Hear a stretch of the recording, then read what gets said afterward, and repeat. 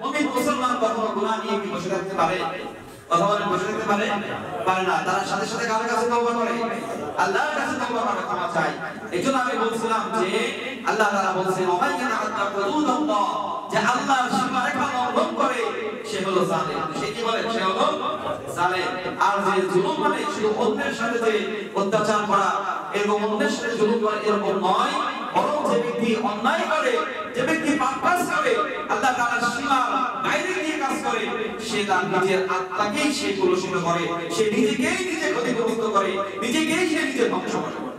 ومن يتعد حدود الله فقد ظلم نفسه وقال الله تعالى في آية أخرى ربنا ظلمنا أنفسنا وإن لم تغفر لنا وترحمنا لنكونن من الخاسرين وقال رسول الله صلى الله عليه وسلم الظلم ظلمات يوم القيامة أو كما قال عليه الصلاة والسلام সম্মানিত হাজিরিন, আমি পবিত্র কোরআনের সূরা তালাকের একটা আয়াত পড়েছি আর সূরা আরাফের 23 নম্বর আয়াত আমি পড়েছি।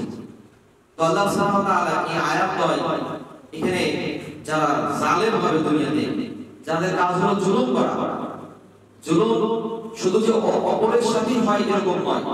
একজন মানুষ তার নিজের উপরে নিজে জুলুম করতে পারে, নিজের ক্ষতি সে নিজে করতে পারে, অথবা অন্যের ক্ষতি করতে পারে, অথবা বিভিন্ন কায়দায় বিভিন্ন রকম ভাবে সে জুলুম করতে পারে।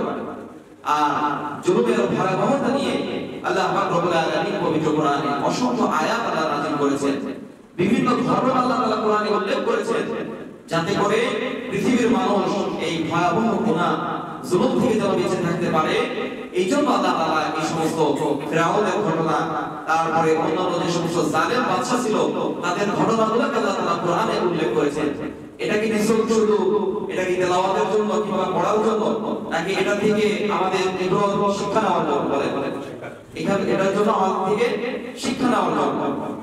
তো আল্লাহ সুবহানাহু ওয়া তাআলা সূরা তালাক এক নম্বর আয়াত আল্লাহ তাআলা বলেন, পবিত্র কোরআনের 65 নম্বর সূরা, আল্লাহ বলেছেন ومن يتعد حدود الله فقد ظلم نفسه ومن يتعد حدود الله, যে আল্লাহর সীমারেখা হুদুদকে যে ব্যক্তি লঙ্ঘন করে, ফাকাদ যালামা নাফসা, সে ব্যক্তি সে তার নিজের উপরে সে জুলুম করলো, সে তার আত্মার উপরে জুলুম করলো।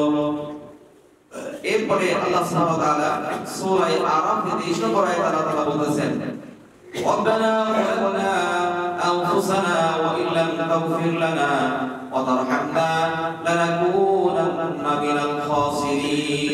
এই দোয়াটা আমরা সকলে নামাজে পড়ি না? এই দোয়ার ব্যাখ্যাটা কি কারণে আল্লাহ তাআলা এই দোয়াটা কি করেছিলেন এটা আমাদের জানা দরকার আছে কিনা? তো সূরা আরাফের 23 নম্বর আয়াত, যেটা আমরা সকলেই জানি এবং প্রত্যেক নামাজে এই দোয়াটা হয়ে থাকে। আল্লাহ তাআলা বলতেছেন রব্বানা যালামনা আনফুসানা, এই দোয়াটা করেছিলেন হযরত আদম আলাইহিস সালাম। তো আদম আলাইহিস সালাম এই দোয়া করেছিলেন। হযরত আদম আলাইহিস সালামকে আল্লাহ রাব্বুল আলামিন যখন জান্নাতে সৃষ্টি করলেন, জান্নাতের মধ্যে রাখলেন, তার স্ত্রী হযরত হাওয়া আলাইহিস সালামকেও সৃষ্টি করলেন, তার সাথে রাখলেন। তো জান্নাতের মধ্যে তারা দীর্ঘকাল পর্যন্ত বসবাস করতে থাকলো।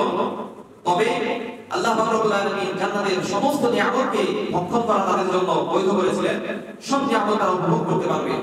কিন্তু একটা গাছ, যে গাছের ব্যাপারে আল্লাহ তাআলা তাদেরকে কি করেছিলেন বলেন? নিষেধ করেছিলেন। আল্লাহ তাআলা পবিত্র কোরআনে আল্লাহ সেটা বলতেছেন, ইয়া আদম, হে আদম, উসকুন আনতা ওয়া যাওজুকাল জান্নাহ, তুমি এবং তোমার স্ত্রী জান্নাতে বসবাস করো। ফাকুলা মিন হাইথু শি'তুমা, আর এই গাছ থেকে তোমরা বিরত থাকবে। ফাকুলা মিন হাইথু শি'তুমা, তোমার মনে যা চাই এই জান্নাতের মধ্যে যত নিয়ামত আছে সমস্ত নিয়ামতকে তুমি ভক্ষণ করবে, খাবে। ওয়ালা তাকরাবা হাদিহি শাজারাতা, তবে এই গাছ, যেই গাছকে আমি নিষেধ করেছি তুমি এই গাছের কাছে যাবে না, এই গাছের নিকটে যাবে না। বলছেন যে শাজারাতুল খুলদ, সেই গাছের নাম কি বলেন? কোরআনে বর্ণিত হয়েছে শাজারাতুল খুলদ। মুফাসসিরিন ইকরাম এই গাছের ব্যাপারে অনেকে খেজুর গাছ, জামরুল গাছ, স্বাভাবিকভাবে আমরা কি গাছের কথা বলি? গন্ধম গাছ, গন্ধম ফলের মানে ফল কি না? তবে কোরআনে এটা নিশ্চিত এটা কোন গাছ, এটা গাছের কোনো বিবরণ নেই, হাদিসেও নেই। তবে বিভিন্ন মুফাসসিররা তাদের গবেষণার আঙ্গিকে তারা এই গাছটাকে কেউ ডুমুর গাছ বলেছেন, কেউ গন্ধম বলেছেন, কেউ খেজুর বলেছেন। তবে কোরআনের ভাষা হলো শাজারাতুল খুল। কোরআনের ভাষা কি? শাজারাতুল খুল। এই গাছের কাছে তোমরা যেও না। শয়তান দেখলো যে এদেরকে কিভাবে ধোঁকা দেওয়া যায়। ফাওয়াসা ইলাইহি শাইতান, শয়তান তাদেরকে ওয়াসওয়াসা দিল, ক্বালা ইয়া আদম, হে আদম, হাল আদুল্লুকা আলা শাজারাতিল খুল, আমি কি তোমাদেরকে এমন একটি গাছের কথা বলবো না যেই গাছের ফল যদি তুমি খাও তাহলে তুমি মালায়েকা হয়ে যাবে, ফেরেশতা হয়ে যাবে। আর যখন তুমি ফেরেশতা হয়ে যাবে তখন তোমার গুনাহ থাকবে না এবং সারা জীবন তুমি জান্নাতের মধ্যে বসবাস করতে পারবে। আল্লাহ তাআলা বলতেছেন সূরা আরাফ, আল্লাহ বলতেছেন ওয়া কাসামাহুমা ইন্নী লাকুমা লামিনান নাসিহিন। শয়তান ওয়া কাসামাহুমা, আদম আলাইহিস সালাম এবং তার স্ত্রী উভয়ের জন্য শয়তান কসম করলো, কসম খেলো। সে বলল ইন্নী লাকুমা লামিনান নাসিহিন, আমি তোমাদেরকে তোমাদের জন্য উত্তম পরামর্শ বা আমি তোমাদের উত্তম কল্যাণ কামনা করি, কল্যাণকামী। শয়তান আদম আলাইহিস সালাম এবং হাওয়া আলাইহিস সালামকে বললেন আমি তোমার উত্তম কল্যাণ চাই, কিভাবে তুমি জান্নাতের মধ্যে চিরকাল থাকতে পারবে, এখান থেকে যাতে তোমার যাওয়া না লাগে সেজন্য আমি তোমাকে একটা পরামর্শ দিচ্ছি, সেটা হলো ওই গাছে যাবে এবং ওই গাছের ফল তুমি পাবে। আল্লাহ তাআলা বলেন যে শাজারাতুল খুল, ওই গাছের কাছে যাবে এবং ওই গাছের ফল তুমি পাবে। যেহেতু শয়তান আদম আলাইহিস সালাম তিনি যখন কসম করে বলেছে শয়তান, তখন তো এটা অবিশ্বাস করতে পারেনি। যেহেতু কসম করে বলেছে তো তখন তারা গাছের কাছে গিয়েছে এবং সেই ফল খেয়েছে। ফল খাওয়ার পরে আল্লাহ পাক রব্বুল আলামিনের এখানে যে ভুলবশত তারা যে এই কাজটা করলো, এখানে এটা করার কারণে তারা তাদের আত্মার উপরে, নিজের উপরে তারা জুলুম করেছে। আল্লাহ সুবহানাহু ওয়া তাআলা পরবর্তীতে সূরা আরাফ আল্লাহ তাআলা বলতেছেন ইহবিতু বা'দুকুম লিবা'দিন, তোমরা একে অপরের ইহবিতু মানে কি নিচে নেমে যাও, তার মানে তোমরা দুনিয়ায় চলে যাও। আদুবুন, এবং যে শয়তান তোমাদেরকে এই ওয়াসওয়াসা দিয়ে ধোঁকা দিয়ে তোমাদেরকে যে ফল খাইয়েছে সেই শয়তান হবে তোমাদের শত্রু, আদুবুন। আল্লাহ তাআলা কোরআনে বলতেছেন ইন্না শাইতানা লাকুম আদুবুন, শয়তান হলো তোমাদের শত্রু, ফাত্তাখিযুহু আদুওয়ান, তোমরা শত্রুকে শত্রু হিসাবে গ্রহণ করো, বন্ধু হিসাবে তোমরা গ্রহণ করো না। তো হযরতে আদম আলাইহিস সালাম যখন জমিনে চলে আসলেন, হাওয়া আলাইহিস সালাম, মা হাওয়া আলাইহিস সালাম তিনিও জমিনে চলে আসলেন। তারপর তারা দীর্ঘ একটা সময় ধরে আল্লাহ পাক রব্বুল আলামিনের কাছে তারা কন্ট্রোল করতে থাকলো, কাঁদতে লাগলো যে ভুল হয়ে গিয়েছে মাবুদ মাওলা আল্লাহ, শয়তানের ওয়াসওয়াসায় পড়ে ভুল করে ফেলেছি, মাবুদ মাওলা আপনি আমাদেরকে ক্ষমা করে দেন। তখন হযরত আদম আলাইহিস সালাম তিনি আল্লাহ তাআলার কাছে যে দোয়াটা করেছিলেন, যেটা আমরা সবাই করি, আদম আলাইহিস সালাম বলেছিলেন রব্বানা যালামনা আনফুসানা, মাবুদ মাওলা শাজারাতুল খুলদের ফল খেয়ে আমরা আমাদের আত্মার উপরে জুলুম করেছি, ওয়া ইল্লাম তাগফির লানা, আপনি ব্যতীত আর কোনো ক্ষমাকারী নাই, ওয়া তারহামনা, ক্ষমা করার মাধ্যমে আপনি আমাদের উপরে রহম করেন, আমাদের উপরে দয়া করেন, লানাকুনান্না মিনাল খাসিরিন, যদি আপনি দয়া না করেন, আমাদেরকে ক্ষমা না করেন, তাহলে যে সমস্ত ধ্বংসশীল বান্দা রয়েছে, যারা ক্ষতিগ্রস্ত বান্দা, তাদের অন্তর্ভুক্ত আমরা হয়ে যাব। আল্লাহ পাক রব্বুল আলামিন হযরত আদম আলাইহিস সালাম এবং হযরত হাওয়া আলাইহিস সালাম আল্লাহ তাআলা ক্ষমা করলেন, মাফ করে দিলেন। এটা নবীদের সামান্য ভুল ছিল, এইজন্য কি পরিমাণ কন্ট্রোল করেছেন আর কি পরিমাণ কেঁদেছেন। তাহলে এই ঘটনা এবং এই আয়াত থেকে আমরা শিক্ষা নিই, যদি কোনো ব্যক্তি আল্লাহ তাআলার অবাধ্য হয়, তার যদি শয়তানের ওয়াসওয়াসায়, নফসের ধোঁকায় যদি কোনো সময় গুনাহ হয়ে যায়, মুমিন মুসলমান কখনো গুনাহ নিয়ে কি বসে থাকতে পারে? কথা বলেন, বসে থাকতে পারে? পারে না। তার সাথে সাথে কার কাছে তওবা করে? আল্লাহর কাছে তওবা করে ক্ষমা চায়। এইজন্য আমি বলছিলাম যে আল্লাহ তাআলা বলছেন ওয়া ইয়াতাআদ্দা হুদুদাল্লাহ, যে আল্লাহর সীমারেখা লঙ্ঘন করে সে হলো জালেম। সে কি বলে? সে হলো জালেম।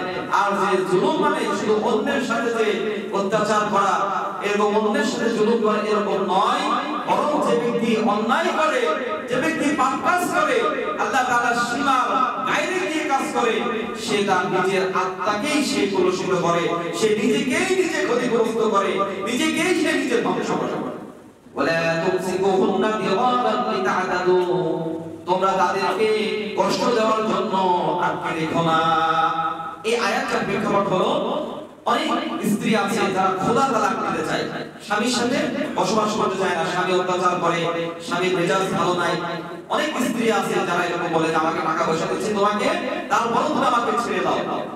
তো অনেকে আছে যে স্ত্রীদেরকে কষ্ট দেওয়ার জন্য সে টাকাও গ্রহণ করে না, অফারও গ্রহণ করে না, আবার স্ত্রীকেও ছেড়ে দেয়। তো এই যে স্ত্রীর পক্ষ থেকে যে টাকার মাধ্যমে, সম্পদের মাধ্যমে যে ছেড়ে দেওয়া, এটাকে বলা হয় খোলা তালাক। শরীয়তের পরিভাষায় এটাকে কি বলা হয়? খোলা তালাক। এই খোলা তালাক এটা অনেকে দিতে চায় না, তো তাদের সম্পর্কে আল্লাহ বলতেছেন ওয়ালা তুমসিকুহুন্না দিরারান, তোমরা তাদেরকে আটকে রেখো না, বেঁধে রেখো না, লিতা'তাদু, আর এই কাজটা যে করবে ওয়ামাইয়া ফাআল যালিকা, এরকম যে করবে ফাকাদ যালামা নাফসা, সে নিজের ক্ষতি করলো। নিজের ক্ষতি করলো মানে কি? তার আখিরাত সে নষ্ট করলো। আল্লাহর কাছে দোয়া করতে হবে, আল্লাহ গুনাহের কারণে আমি আমার আত্মার উপরে অত্যাচার করেছি, আমি আমার নিজের উপরে অত্যাচার করেছি, মাবুদ আল্লাহ আপনি আমাকে ক্ষমা করে দেন, মাফ করে দেন। এভাবে আল্লাহ তাআলার কাছে দোয়া করতে হবে। আল্লাহ তাআলা পবিত্র কোরআনে যতগুলা জুলুমের বয়ান দিয়েছেন, জুলুমের যে ভয়াবহ পরিণতি বর্ণনা করেছেন, তার মধ্যে সবচেয়ে বড় জুলুম হলো আল্লাহর সাথে কাউকে শরীক করা। সবচেয়ে বড় জুলুম কি বলেন?